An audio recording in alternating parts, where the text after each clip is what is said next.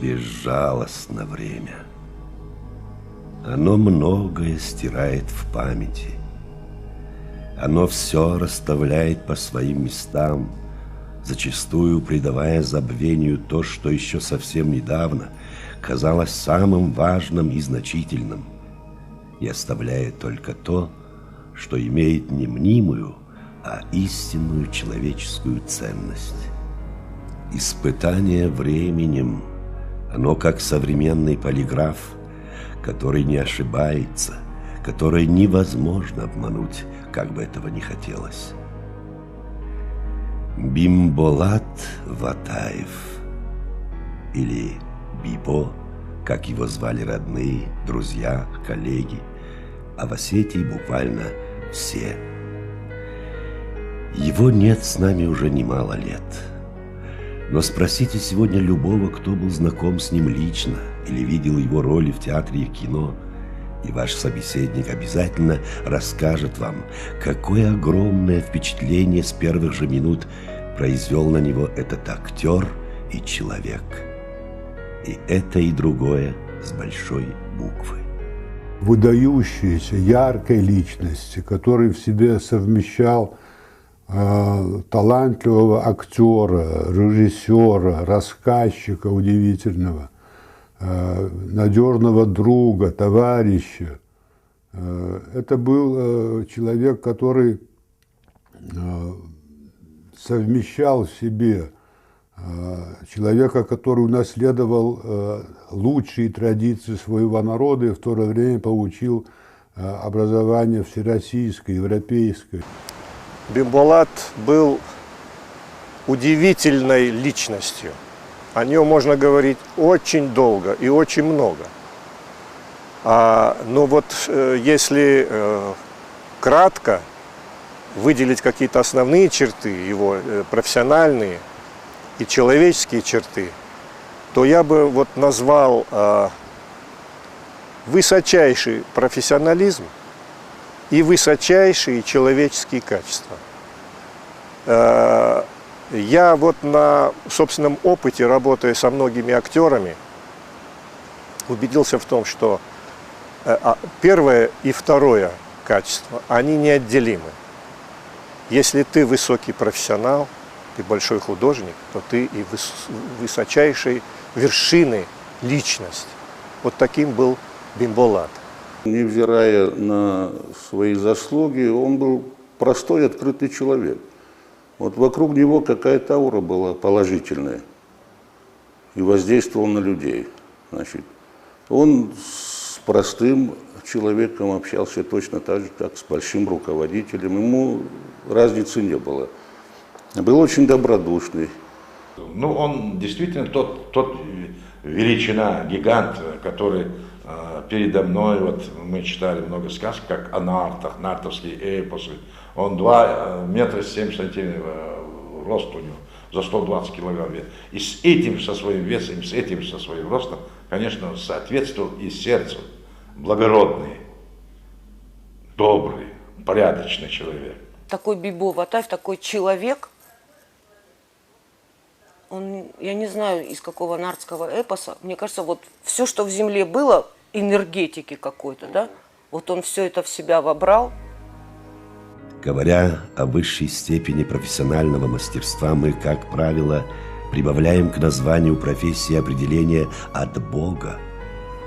Бибо был и актером от Бога, и человеком от Бога. Для него не существовало различий между жизнью и творчеством. Они были неразрывны, они были ипостасями его личности и могли умереть только одновременно. Так и случилось. Но осталась память о нем. Он действительно сочетал в себе и монументальность, и, я бы сказал, такую вот тонкую одухотворенность. Очень самокритичен и по поводу своей внешности, и по поводу, ну, будем так говорить, своего таланта. Он был чрезвычайно скромный. Вот. И я даже хочу сказать, что все это доходило до такой острой самоиронии. А вы знаете, я считаю, что самоирония – это подспудное стремление человека к совершенству. Вот если говорить, на кого похож Бимбулат Батаев. Бимбулат Батаев ни на кого не похож. Ни Владимира Тхапсаева, ни на Александра Царукаева, ни на других, которые, допустим, исполняли роль Чермена. У него был свой почерк, свой подход. Бибо айвадылык. Ярай гурдай ямылым кушта айвады. Варшта айвад. Уйвудиш театрын гурд. Уйвудиш киноян гурд. Сыздариттер арышта удуан адам жардаты бажадышты. Адам таре бира варштой. Яхадак да руди халар жарда. Алкаман дар яжарда варшта хорзинат. Валдайфл дар таваршта жарын. Уйкам лавуди, уйкам уд, вум маны жары дайд, амемината маны қырн тайкой, ахам ганан наудиш. Бибо бира варшта айвад, амейн явуд невгау котта, кушта жардягай. Как актер я его и на сцене, и партнерами мы были, и на площадках. Есть актеры, которые надо, вот режиссер все вытягивает, вытягивает и крутит и так, 1, 2, 3, 10, 15 дубля, ему ничего не надо, его одна фактура, его одна душа. А если у актера, у артиста есть сердце, то он может за счет сердца выйти, он будет правду делать, верить в то, что он делает, и все актерское мастерство, это есть, все думают, техника. Не столько техники, сколько надо туда вложить душу. А он именно был такой человек. С ранней юности Бибо мечтал стать актером. И в 1958 году, в возрасте 19 лет, он был принят во вспомогательный состав труппы Остинского театра, на сцене которого впоследствии он создал свои лучшие театральные образы, и который спустя многие годы возглавил. В 1960 году он поступил и в 1964 году с отличием окончил знаменитое Щукинское училище. Кстати, сегодня там учится его внучатый племянник Заурбек Токаев, и по отзывам преподавателей подает серьезные надежды. Когда в Суриковском учился, он же перебежал ко мне жить. И 4 года прожил у меня. И часто я курсовой портрет с него там делал. Как натурщик был? Как натурщика поведу. Ну и деньги получал за это. А сколько тогда натурщик? 3 рубля получал или сколько? Час 3 рубля. Час 3 рубля. Но это для студента большое подспорье было. Разве нет? Он тогда учился? Студентом был.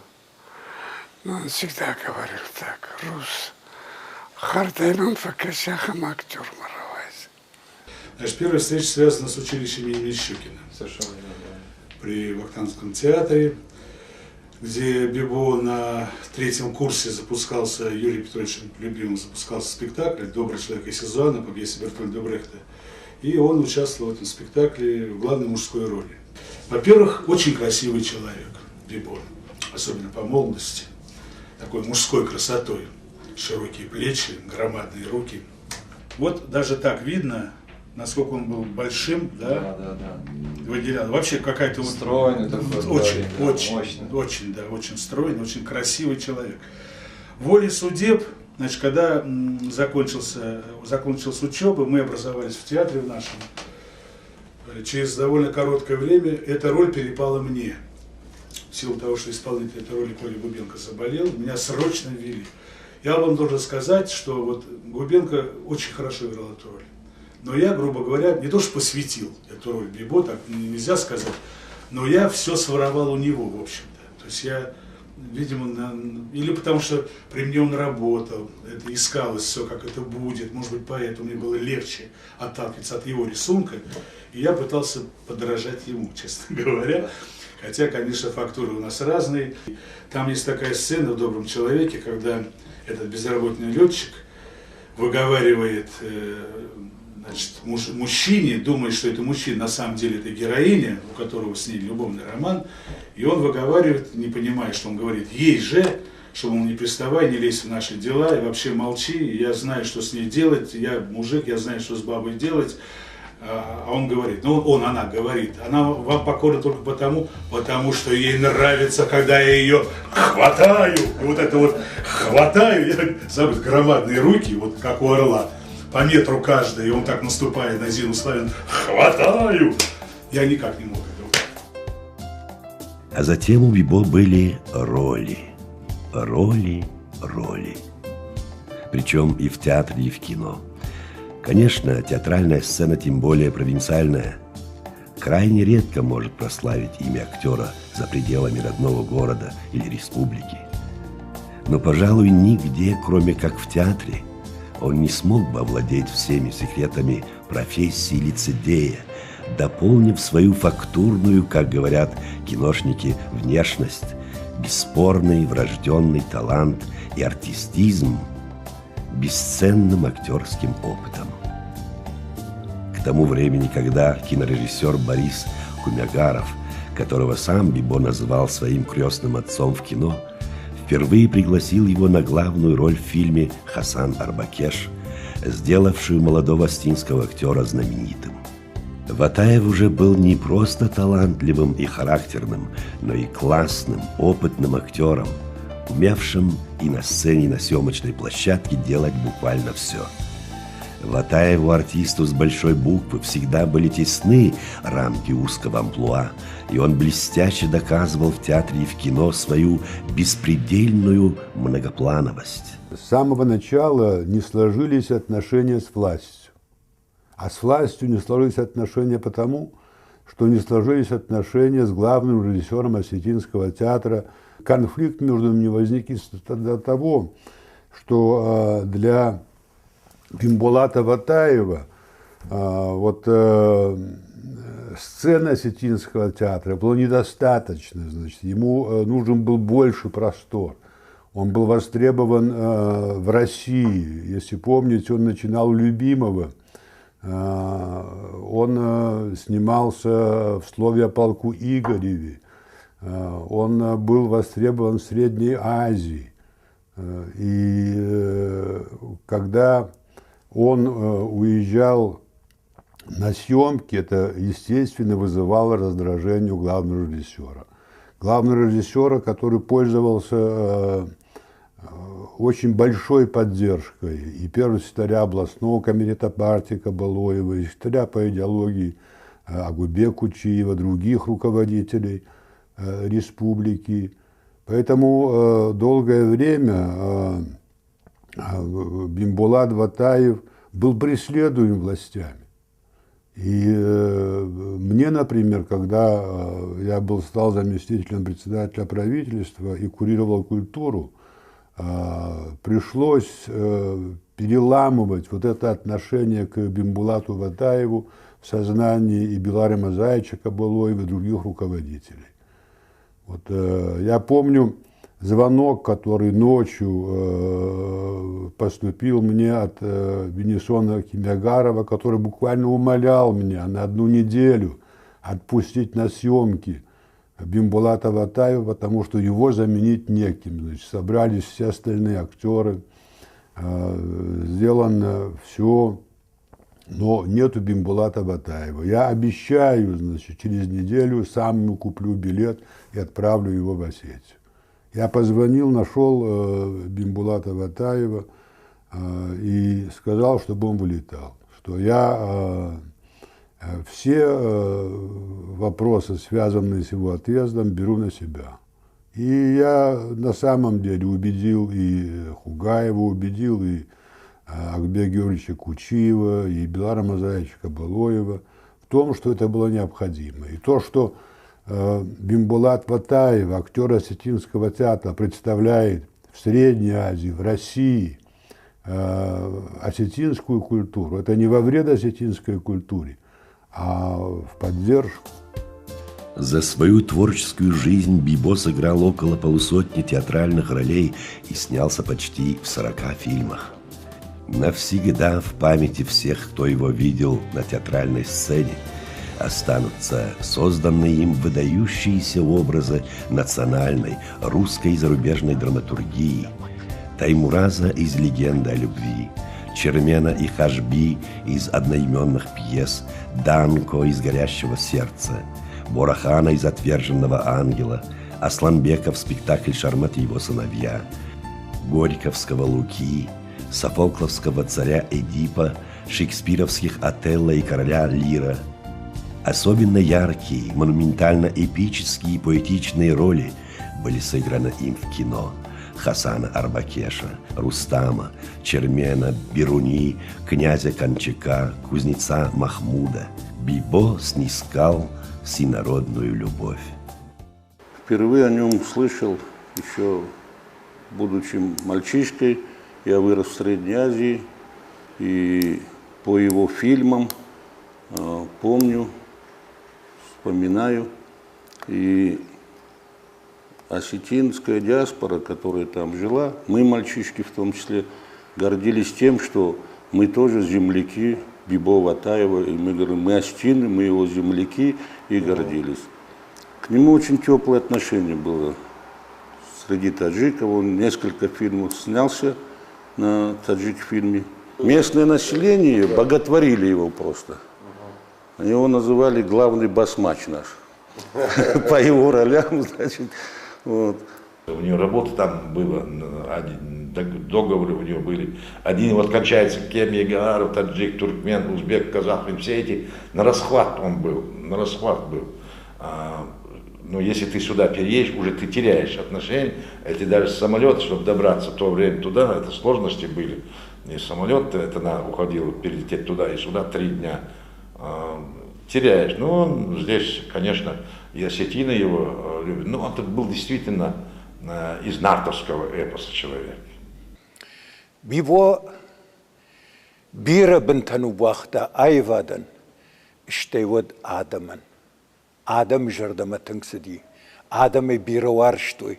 Адам нарх коттой. Адам яунма баллыдышты. Амейой дардма дырк феттойо дальюай тағыт амбрдышты. Мелиусин такоттой. Его творчество было отмечено званиями народного артиста Российской Федерации Северной Осетии, государственными премиями имени Костахи Тагурова и Владимира Тхапсаева, государственной премией Таджикистана имени Рудаки. Он вошел в официальный почетный список выдающихся деятелей культуры, являющихся национальным достоянием России. Он обладал непререкаемым авторитетом, огромным уважением и просто любовью среди творческих деятелей всего Северного Кавказа, Москвы и Грузии, Санкт-Петербурга и Средней Азии. Его встречали и принимали не только как знаменитого актера, но и как близкого друга и замечательного человека. Друзья шутили, наш Бибо смог бы обаять даже папуаса-каннибала или людоеда из африканского племени Мумбо-Юмбо. Спасибо осетинскому народу, что грузинскому народу одарили такой обратимый, верный осетин, верный кавказский, верный традиционный человек Бимбула Ватаева, народный артист осетинской СССР.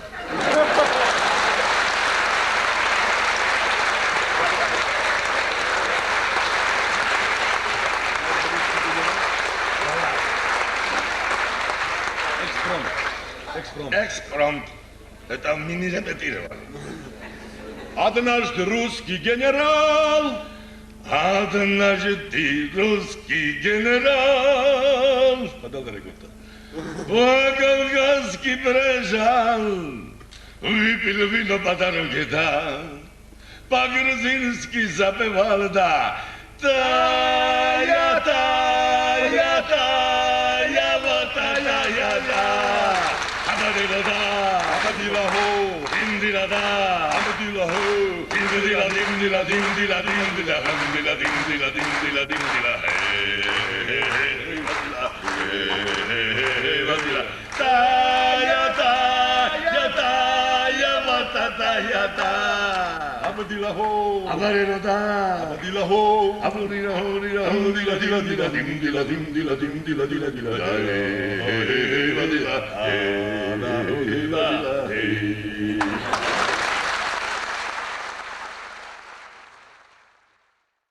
Когда мы подходили к театру, к служебному входу, то был слышен всегда хохот.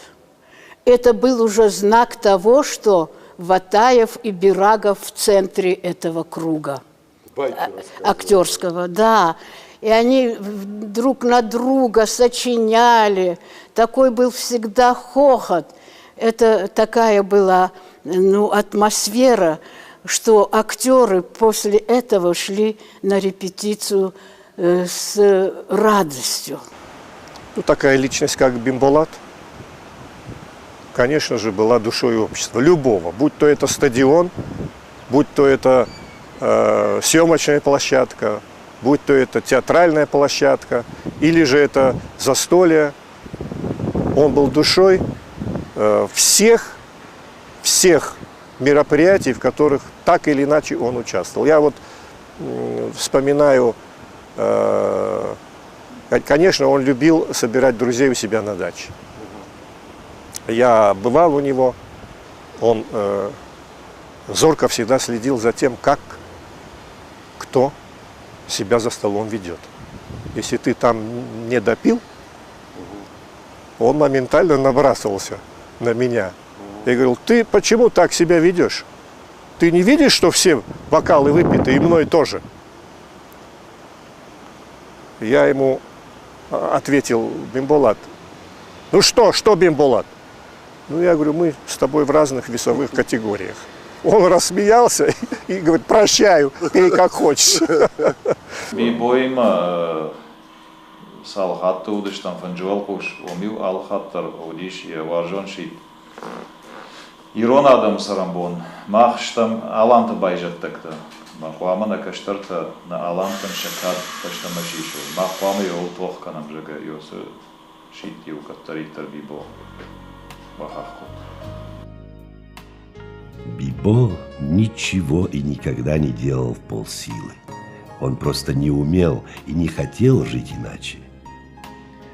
Он жил и творил, дыша полной грудью, и был величествен, искренен и благороден не только в красивых и мужественных поступках в жизни и в ярких ролях на сцене и на экране, но даже в своих ошибках и заблуждениях. Последний раз какой был спектакль? Тот же Чермен возобновили что-то. И я сидела в зале и подошла ему, говорю: Бибо, знаешь, ты вот так через это проведи эту сценку. Он так чисто эмоционально, как-то так, а по сути немножко было нужно быть сдержанней. И я ему сделала замечание, он меня поблагодарил. Спасибо большое, я это учту. Так что, если бы другой был зазнайка такой, он бы сказал: ну ладно, посмотрю, пересмотрю. А то он, да, либо вспылил. Под простыми словами описать, какой он был, это невозможно, наверное. Вот то, что вот я вынес, я вообще считаю себя счастливым, что я соприкоснулся вот с таким великим человеком. Я даже играл вот в Чермене, когда он сам последний раз, я имею в виду второй раз, возобновляли этот спектакль «Чермен». Мне посчастливилось с ними играть роль Шадула. Вы знаете, почему такие люди мало живут? Я часто задумываюсь о том, потому что он все отдает, он все отдавал. Вот я вспоминаю репетиции, вот огромная масса на сцене, и только Бибо Ватаев мог охватить каждого актера, ну я имею в виду персонажа спектакля, мог всех охватить. Это, конечно, удивительно. Это не каждый актер это может. Актер, он занят своим образом, своим. Этот человек мог со всеми глазами встретиться, а глаза для актера – это все. Бимболат был чрезвычайно дисциплинированный человек. Он никогда не опаздывал на съемочную площадку. Я не помню, чтобы он когда-то в группе создавал какие-то проблемы. И никогда не было такого, чтобы он учил свою роль во время съемки. Как это бывает, как правило, повсюду и всегда. Приходил уже совершенно подготовлен. Абсолютно был подготовлен. Мало того, он еще приходил со своими предложениями. Вот когда мы снимали фильм «И оглянулся путник», кстати, эта картина одна из немногих была закуплена зарубежными компаниями, не только показана по центральному телевидению, но и ее видели во многих странах мира. Вот. Он предложил в эпизоде, завершающем эпизоде взаимоотношений между, вот будем так говорить, несостоявшимся автором, роль которого исполнял Майырбек Цихиев, и Дзиваевым Анатолием. Он мне говорит, вот когда уже он будет уходить, снимите, говорит, его в спину. Вот он идет скучный, придавленный, со своим портфелем, со своим сценарием под мышкой. Снимите его в спину, не в лицо, не в фас, а в спину. Уходящим. И я удивился его интуицией, потому что после съемок этого фильма Майырбек Цихиев ушел. Ушел навсегда. Я могу взять сегодня это с собой, но прочту не раньше, чем на следующей неделе. Работы по горло. Да, я понимаю. Здравствуй, Заур. Здравствуй. Здравствуй. Ты позвони мне, ладно? Хорошо. Ага. Пока. Как дочь? Да, все так же. Ты извини, я все еще не позвонил насчет лекарства. Да ничего.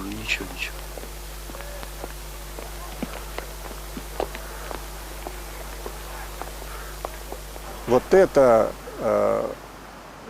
острое, тонкое чутье Бимболата меня тогда поразило. Меня также однажды удивила его фраза, когда мы снимали фильм «И оглянулся путник». Там роль девочки, которая на судебном процессе должна решить для себя, с кем ей остаться, с мамой или с папой, там дело о разводе. Вот, она все время говорила и с папой, и с мамой. Она не могла ответить на вопрос судьи, да? Вот. И настолько горько она плакала в каждом дубле. Ты должна сделать выбор.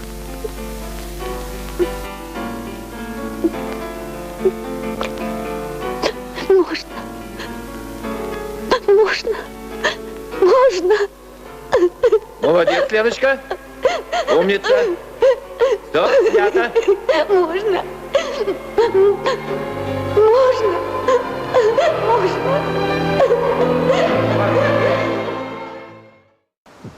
Бимболат не выдерживал, он тоже отходил в сторону. И буквально ручьем текли слезы. И потом он, когда съемка закончилась, он ее обнял, расцеловал. И мне говорит: ты знаешь, Нарик, мне кажется, что-то у этой девочки, вот в ее сердце, есть свое маленькое горе. И я удивился его прозорливости. Дело в том, что через какое-то время после съемок родители этой девчушки, актрисы маленькой, они разошлись. То есть она через себя это Вот пронесла, как Бибо удавалось своей большой, огромной душой чувствовать вот такие нюансы, это, очевидно, была его характерная черта его личности. Он такой был чувствительный парень. Он реагировал на каждую трагедию, что-то, и вот то, что было трудно, все к сердцу принимал, да. Один момент очень характерен для Бимболата. Когда он снимался в «Дезертире», там есть сцена в мельнице, на мельнице. Он сидит на огромном жернове, и его там обрабатывает. И одновременно с этим он, значит, спорит со своей женой, роль которой исполняла Тереза Кантемирова, наставления нравственные делает и по поводу поведения сына, и так далее, спорит с ней, давит на нее. И вдруг он мне говорит, остановил съемку и говорит: послушай, давай сделаем такой вариант. Уже я сам себе не нравлюсь вот в этом эпизоде.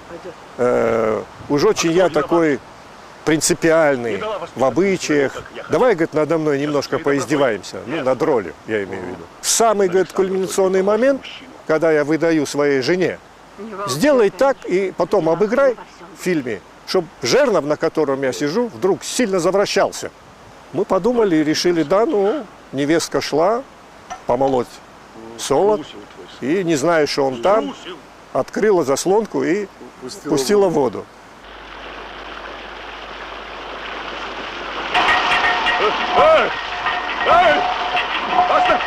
Останови это чертово колесо! Ну что ты стало? Действительно, мы так и сделали по его просьбе. Стала живее сцена. А Бибо сам был доволен, когда уже в окончательном варианте? Он был очень доволен. И сам хохотал над собой. Вот так тебе говорил. Человеческая история, да что там история? Наша сегодняшняя жизнь полна примерами того, когда крупная, тем более выдающаяся личность в любой сфере деятельности, но чаще всего в науке, литературе или искусстве, в своей повседневной жизни на поверку оказывается расчетливым, крайне амбициозным, скрытным или завистливым человеком. В лучшем случае этаким аскетом мнительным, трепетно заботящимся о своем здоровье, ипохондриком, скупо экономя свою жизненную энергию исключительно для собственного творчества. Они тщательно, словно профессиональный стайер на дистанции, рассчитывают свою жизненную энергию. Безрассудно тратить ее, как это делал Бибо, для них непозволительное, укорачивающее их бесценную и без того короткую жизнь, роскошь. Довольно часто такие люди не считают себя вправе снизойти до низменных забот обыденности, полагая простое человеческое участие или общение бесполезной тратой своего дорожайшего времени. Как же, ведь они принадлежат истории. И нередко этот снобизм служит для них оправданием высокомерия, черствости, равнодушия и порой откровенной подлости по отношению к абсолютному большинству окружающих их людей. Ведь те не причислены к кругу избранных, и, стало быть, правила морали и этики на них не распространяются. Бибо всегда и везде оставался самим собой. Для него одинаково интересен был любой человек, независимо от его общественного или имущественного положения, профессии, образования, возраста, вероисповедания или национальности. Он никогда не заискивал и не робел перед высоким начальством, и, несмотря на всенародную любовь и славу, никогда не был груб или высокомерен с простыми людьми. Напротив, именно с ними он был особенно приветлив, и именно им он в первую очередь всегда стремился помочь. Я здесь получил квартиру в 1975 году, однокомнатную квартиру, тогда еще у меня не было детей, и жил на 2-м этаже в этом доме. А через года 2 или 3 сюда вселился Бимбалат Ватаев, как мы все его называли в простонародье, Бибо Ватаев. Я с ним не был знаком. Вот. И однажды у меня, так как однокомнатная, балкон на ту сторону выходит, на Артиллерийскую, я решил сделать шкаф, чтобы что-то ложить на балконе. И я вот здесь, вот буквально вот в этом месте вышел, и ДСП, она толстая, и у меня была тупая ножовка по дереву. Я пилил это, чтобы сделать. И Бибо вот жил вот в этой квартире, вот на 1-м этаже. Я еще не был с ним знаком. И он, видимо, в окно увидел, что я мучаюсь. И вышел с ножовкой и мне говорит, по-моему, у вас ножовка тупая, вот возьмите мою ножовку и сделайте то, что вам нужно. Я взял, поблагодарил его, я, конечно, эти все детали напилил его ножовкой, потом занес к нему домой и говорю спасибо и прочее все это дело. Он мне сразу задает вопрос, говорит, ну, моментально он, так как он был очень простой человек, и если говорить о нем, я вспоминаю всегда один афоризм одного из мудрых людей, который сказал, простота чуть ли не выше гения. Это полностью его отвечает характеру. И он говорит, ты знаешь, что такое манты? Я говорю, к сожалению, нет. Он говорит, это те же самые хинкали, только, говорит, на пару сделаны. Ну, я, говорю, теперь буду знать. Вот, говорит, забирай жену, говорит, и спускайся ко мне. У нас, говорит, целое блюдо большое. Где-то вот в 91-93 год, точно не могу вспомнить. Я тогда работал заместителем директора домостроительного комбината. А Бимбалат строил дачу от товарищества Иристон, по-моему, называется. И наш объект был рядом с ним. Вот, насколько я был младше него, у меня всегда была техника, и миксеры были, и краны подъемные, и все. Он сам стеснялся, чтобы что-то попросить. Но я видел, что он хочет технику какую-то, или кран хочет, или миксер хочет. И я сам подошел к нему. Мне самому было в честь познакомиться с ним. И подошел, говорю, Бимбалат, может вам кран дать или миксер дать? Ему, естественно, было приятно. Естественно, он, может, не из-за крана, а то, что я подошел к нему и свои, как говорится, услуги, да, свои услуги предложил ему. Это понравилось. И вот с тех пор не только мы познакомились, но, можно сказать, мы были друзьями. Сыновнее уважение к старшему по возрасту и безмерное преклонение перед женщиной были для него заповедями, которые он свято чтил. Он трогательно любил детей, дороже которых для него не было ничего. Любое человеческое страдание он воспринимал как собственное, а чужие слезы, особенно, если это женщина или ребенок, были для него невыносимыми. Как личную трагедию он воспринимал процесс распада Советского Союза. Бибо как мог боролся с национализмом, называя его пещерным пороком.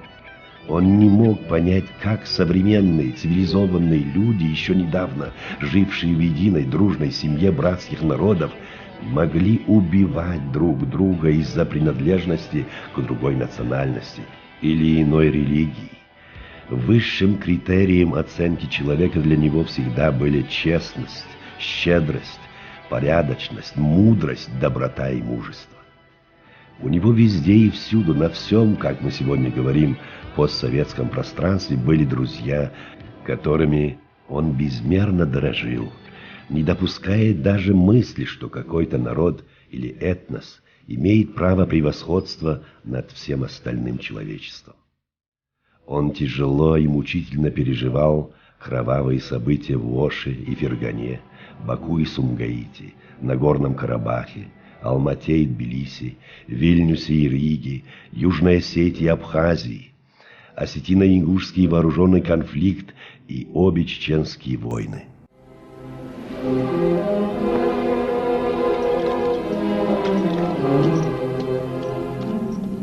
Покой обрели здесь 100 000 бойцов, детей нерожденных 100 000 отцов. Быть может, они не блистали умом, но ум проявился в потомстве прямом. И, может, нашел здесь печальный конец еще нерожденный великий мудрец, который бы раньше, на множество лет, открыл людям тайны звезд и планет. А может, здесь спит величайший поэт, он умер, еще не родившись на свет. А может быть, Витязь, что в бедственный час отчизну бы спас. Как он нужен сейчас. Вот сколько несчастий приносит война. Кто скажет, откуда берется она? Ему было больно вдвойне, потому что практически везде, среди сотен тысяч людей, помимо своей воли втянутых в страшное пекло братоубийственных трагедий, были его знакомые и друзья. То, что война в Чечне, не только на осетинский народ, не только на осетинский театр, особенно Бибо это отразилось. Когда мне попал снаряд здесь, здесь по улице, я жил у друга на квартире, залетел снаряд, и мы были все контужены. Я сын и супруга. А у супруга глаз сразу оторвало, ее срочно вывезли, у нас ни света здесь, ничего не было, ее повезли туда, в Осетию. Повезли в Ингушетию, Ингушетии тоже свет не оказался, и ее отправили прямо в Осетию, в Орджоникидзе. На второй день я одел чужой, я там какого-то старик дал мне свою не кубанка такая, карик или шапка, пиджак, это свои туфли, я же прямо без ничего, трико отдал. Зима это. Оделся я чужой, это кожанка. И у него, когда кабинет я появился, весь перебинтован, ушел я с больницы. И он, увидев меня, даже не стал вот как есть, у него кресло так, он министр культуры тогда был. Он резко сделал такое движение, отвернулся в угол и долго плакал. Он как мог яростно противостоял разгулу национализма, ненависти и жестокости, не таясь выступал против радикальных политиков и общественных деятелей, намеренно разыгрывающих национальную карту, и часто выполнял миссию миротворца, решительно и отважно отвергая порой осторожно, а порой и открыто звучавшие упреки в отсутствии патриотизма и должной любви к собственному народу. Это ему-то упреки, человеку, который всегда гордился тем, что он осетин, потомок славных алан. Но Бибо никогда не боялся отстаивать свои убеждения, причем только с открытым забралом.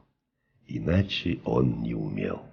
Бибо мне говорит, как будто его последняя поездка была. Он позвонил мне и сказал, давай встретимся. И я приехал к нему, и он мне рассказывает, знаешь, какой-то, вот хочу я со своими друзьями, грузинскими актерами повстречаться. Я говорю, вопросов нет, скажи, когда. Ну, давай, говорит, завтра уедем. И мы поехали троем. Приезжаем, встречает нас Отар Салуквадзе, и он нас везет, где там собрались все актеры. В ресторан и пришли. Вот Царство Небесное, Капьянидзе Зураб тамадой сидит и кричит: Бибо пришел, Бибо пришел. Вот Бибо пришел, ему налили вот такой большой рог и отдали. Но Бибо-то вино не очень любил. Он говорит, давайте лучше водку я выпью в этом вашем рогу. Нет, говорит, вино у нас в Грузии, он ее выпил. Ну и пошли песни, конечно, само собой. И вот эти песни, вот и Бибо, конечно, и слезы выпустил, и он одну фразу сказал. Если бы я не родился осетином, я бы хотел, что родился грузином. Вот ситуация, вы представляете, интеллигенция какая, и что перед интеллигенцией разговаривать. Вот это, что сегодня война, друг друга не любят, а он это все. И это все уже было утром в газете написано, что такой человек, вот примирение осетинского, грузинского народа сказал. Второй день нас министр дороги и транспорта Грузии Саралидзе Борис Эрастович пригласил нас отдельно со своими артистами. Там и был Тарко Беридзе, там и был Зураб Капьянидзе, там и другие артисты, которые хотели и мечтали познакомиться с таким великим актером. И вот нас пригласили в ресторан. Кроме этого, в этом ресторане они пригласили таких многоголосовых певцов, которые до сих пор славят Грузию, так сказать. И вот этот день мы провели, начали 10 часов и закончили 12 часов ночи. Это был песня, это был театр, это постановка была. Мы вот так потом мы пошли дома, ночью остались, и мне говорит, я побывал уже в Грузию, я уже увидел всех своих друзей, которые я очень люблю, и без них я жить не могу. Вот у меня получился свой, что я встретился с ними. Как будто его прощание жизни был, понимаете? Потом, через несколько времени, он умер. Помню вечер, когда мы вечером, у него такой балкончик, и там сидишь, и сверху виден весь Тбилиси. И был вечер, теплый вечер, напоенный таким ароматом вина, пели там цикады, стрекотали. И внизу пели, сидели грузинские ребята и пели песню. Это была до того такая удивительно щемящая песня, которая брала за душу. И я смотрю, сидит Бимбулат, этот большой мужчина, и у него текут слезы. И он на меня посмотрел и говорит, Казбек, запомни, ты это больше никогда не услышишь. И потом, спустя некоторое время, вспоминая это, я понял, что он тогда прощался с тем, кто ему был дорог, с тем, что ему было дорого, с друзьями, с этой песней. Мы там были в гостях у сапожника в его лавке, в сапожной мастерской. Там тоже пели песни. И там тоже у него текли слезы. Были у олигарха в гостях. И он везде был одинаковый. Он был везде, его любили. Его любили, и он любил всех. У него была отличительная черта. Он любил абсолютно всех, независимо от того, это грузин, это русский, это осетин, это чеченец. Он любил человека. Он любил человека. И у нас в памяти он остался таким же человеком, который любит человека. В 1994 году, став первым президентом Республики Северная Осетия Алания, Ахшарбек Галазов предложил Бибо в своем правительстве пост министра культуры. Тот упорно отказывался, ведь одно дело работа в театре и в кино, и даже художественное руководство Остинским театром, и совершенно другое управление всем большим, фактически полуразвалившимся культурным хозяйством, тем более в те лихие 90-е годы. Но он сам, того никогда не признавая, сделал на посту министра очень много, заражая своих коллег по работе и в своем ведомстве, и в Федеральном совете по культуре и искусству своей неуемной энергией и новыми идеями. Он стал одним из основных авторов разработки федеральной целевой программы развития и сохранения культуры и искусства России. При этом он, как и прежде, был доступен и прост. Как-то пошутил, что, пожалуй, единственная для него, как актера, роль, которая ему труднее всего дается, это роль чиновника. Он даже мысли не допускал почивать на лаврах актерской известности или высокого служебного положения. Наглядно подтверждая ныне забытую истину, чем человек талантливее, тем он взыскательнее к самому себе, как у Пушкина. ты сам твой высший суд. Он же не соглашался быть министром культуры. Когда я ему сказал: Бимбо, это не тебе нужно, это мне нужно. Мне надо на кого-то опереться, и ты будешь одним из тех людей, на которых я могу опереться. Только тогда он дал согласие. И свидетелем этого нашего разговора был председатель Союза писателей Осетии Камал Ходов. И дальше в ходе нашей работы он трижды подавал заявление с просьбой освободить его от занимаемой должности министра культуры. Почему? Потому что мы не могли решить материальные, финансовые вопросы культуры. В тяжелом положении была маленькая воюющая Осетия, Северная и Южная Осетия. Но каждый раз я ему говорил, напоминал ему: ты же назвал при нашей первой встрече меня отцом, так вот, как отец сына, я прошу тебя остаться. И он оставался. Как и в любой сфере, а в сфере культуры, вы знаете, вообще люди – это особая порода людей, неранимые. И чтобы возглавлять эту структуру, человек должен изнутри знать все это и болеть за это. А он за все это болел.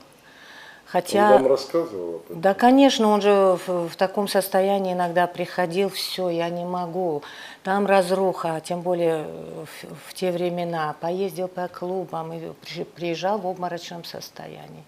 Вернемся на собакану. Все просят деньги, всем все надо, все разваливается. Ну, мог, помогал. Тупиковое положение буквально. Я прихожу сюда, с утра прихожу, сижу здесь, прошу, умоляю этих рабочих не сходить с кровли. Нету у них зарплаты. Они требуют у меня денег. У меня денег нету. Мне не дают денег. Ну как я могу эту махину, на какие средства? Если бы у меня были собственные, но я не капиталист, я ничего не накопил. Я не вор, я открыто говорю об этом. Я никогда копейки чужой и государственной никогда не взял. Я это говорю к тому, что если бы у меня что-то было бы, я бы сам взял за ремонт. Настолько я влюблен в свой родной театр. Если вот за это время, которое мы работали, мы смогли добиться успехов, а успехи были, ведь именно в это время при Бимбулате Ватаеве и осетинский, и русский театры получили звания академических. Ансамбль танца, значит, осетинский ансамбль, который фактически развалился, значит, он его восстановил, и не просто восстановил, но он получил, этот ансамбль получил тоже звание академического. Ни одна библиотека, ни республиканская, ни детская, ни в городе Владикавказе, ни в других городах и селах республики при Бимбулате Ватаеве не была закрыта. Бибо беззлобно потрунивал над чиновничьим чванством или признаками звездной болезни некоторых своих знакомых и коллег, легко прощал друзьям и близким их слабости или мелкие неблаговидные поступки. Если это интересно, такой у нас был забавный здесь случай, вот в этом кабинете, кстати, значит, Бибо со своим другом Семеном Фарада были на съемках в Кабарде. Вот это был летний период, вот такой период отпусков. Народу тьма тьмущая, тут не протолкнуться. И заходит в кабинет маленький такой мужичок, протиснулся среди всех, заскакивает. Хочешь большой, но чистой любви? Да кто же не хочет? Тогда приходи, как стемнеет, на сеновал. Я Семен Фарада. Я говорю, очень хорошо, очень приятно. Я Казбек Цумартов. Что дальше? Мне надо завтра лететь в Москву. Я говорю, извините, я говорю, видите, сколько людей, все хотят улететь вместе. Как нет? Я Семен Фарада, вы меня не поняли, я артист. Я говорю, ну нету билетов, я говорю, на завтра во всяком случае нет. И тут заходит Бибо, он задержался в зале, обнялись, разговорились, ну, объяснил ситуацию, что вот гость у меня, надо его отправить завтра в Москву. Я говорю, Бибо, без проблем, хоть сегодня отправим для вас, всегда найдем. И бедный Семен Борода с открытым ртом стоит, не поймет. Но вы же сказали нет на завтра, а сегодня, уже на сегодня даже есть. Я говорю, Бимбулат Ватаев такой человек, для которого любую бронь можно снять, я говорю, и за это никто никого не накажет. Очень ранимый и порой вспыльчивый Бибо, как человек широкой и доброй души, был отходчив и доверчив. И всегда старался видеть в людях только лучшие их стороны. Он был убежден, что в человеке изначально гораздо больше доброго и возвышенного, нежели низменного. И даже недостойные поступки и слова он пытался объяснить и оправдать в своих знакомых жизненными обстоятельствами или неведением того, что они творят. Он терпеть не мог лжи и фальши, и очень мучился, когда с ними сталкивался, особенно в отношениях с близкими ему людьми, но почти всегда их прощал. И лишь одного он прощать не умел – осознанного предательства. Человек, его совершивший, просто переставал для него существовать. Бибо с болью вырывал его из своего истерзанного сердца. Сердце, которое перестало биться 9 мая 2000 года, в день 55-летия Великой Победы. Этот священный не только для россиян праздник, для его Осетии всегда был наполнен особенным, одновременно и торжественным, и трагическим смыслом. В годы войны из маленькой республики ушли на фронт свыше 90 тысяч ее сыновей и дочерей, 45 тысяч из них не вернулись к своим родным очагам. И среди них был Заурбек Ватаев, его отец. Тогда заботы об осиротевших Бибо и его сестре Азе легли на женские плечи молодой вдовы Заурбека Тамары в девичестве Караевой. Несмотря на неимоверные послевоенные лишения и трудности, которые сегодня просто невозможно себе представить, Тамара Егоровна вырастила достойных детей.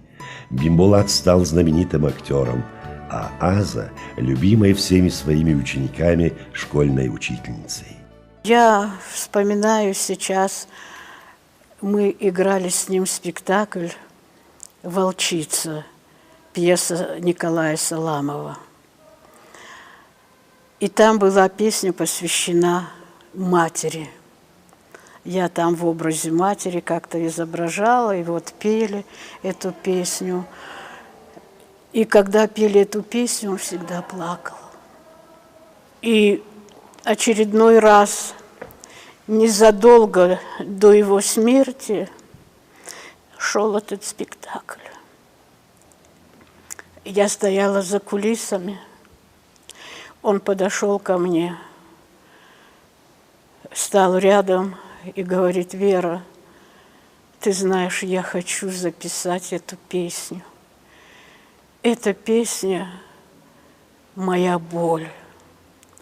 Моя мать испытала в жизни очень много трудностей, и я хочу записать эту песню. Бибо хоронила вся Осетия. Многие тысячи людей пришли в день похорон на Театральную площадь, где был установлен гроб с его телом. Пришли к его дому, каким был для него его театр. На церемонию прощания прибыли многочисленные делегации из Москвы, Санкт-Петербурга, Грузии, Южной Осетии, республик Северного Кавказа. Бибо остался верен себе. Он собрал последний свой аншлаг. И почти все, кто пришел проститься с ним, не скрывали своих слез. Об искренности и глубине постигшего всех горя, силе любви к этому актеру и человеку можно было судить и потому, с каким огромным трудом произносились траурные речи.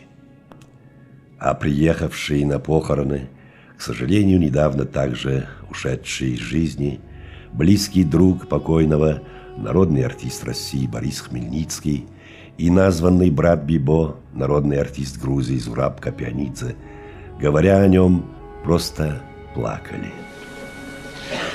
Мне больно. Очень больно. О душе и по сердце. Я потерял великий мост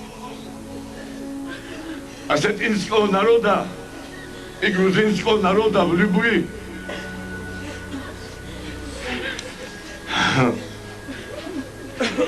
Мне больно, Библо. Когда я тебя вижу там, этот был самый большой человек, который я знал в жизни. Этот был великий артист, великий друг и великий осетин. Спасибо осетинскому народу, что моему народу подарили такого брата, как Бимбола Туатаев. Царство тебе небесный, Бибо! Огромное количество телеграмм с соболезнованиями пришли от руководителей, видных политиков и деятелей культуры и искусства России, бывших республик Советского Союза, многих стран дальнего зарубежья, от простых людей, разделивших с Осетией горе утраты ее любимого сына. С государственными почестями Бибо был похоронен на аллее славы Осетии, и до сих пор на его могиле всегда лежат живые цветы. Он был любим и, слава Богу, признан при жизни, но ушел из нее до боли рано, всего в 61 год. Время актерского расцвета. Он не чах в больничной палате под жалостливыми взорами сиделок и бесконечной вереницы пришедших его проведать, не докучал всем занудливыми рассказами о своих недугах, не хранил на груди истертую бумажку с графиком приема лекарств, не превращал в пытку капризами больного, озлобленного на всех человека жизнь своих родных и близких. Он ушел так же внезапно, как падает далекая звезда. Только так и мог уйти он, наш Бибо. Та ниша, которую занимал Бибо в жизни, в профессии, она до сих пор пустует. Он незаменим был и до сих пор является незаменимой личностью. Такие актеры, такие люди долго жить не могут, сгорают они быстро. Постепенно мы, люди, мельчаем не только в росте, но и душой мельчаем. Жалко, что таких людей не рождается ежегодно год, хотя на каждую нацию по одному человеку. Боголюбимцы долго не живут. Адам жардет бажади, шагдак жарде, расшугдай, айва дангурдад, ама айва дахулфе башагд. Для вас критерием оценки мужчины, кавказского мужчины, что является? Ватаев.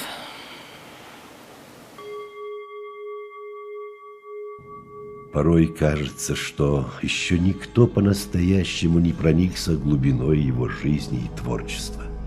И до сих пор знавшие его люди, вспоминая о нем, открывают для себя все новые и новые грани его личности. Бибо был солнечным, веселым и одновременно неуловимо трагичным, бесконечно добрым и щедрым душой, огромным по силе таланта и мощи обаяния человеком. Вокруг него всегда искрилась и бурлила жизнь. Он наделял всех своим жизнелюбием и стойкостью. И мы помним его только таким.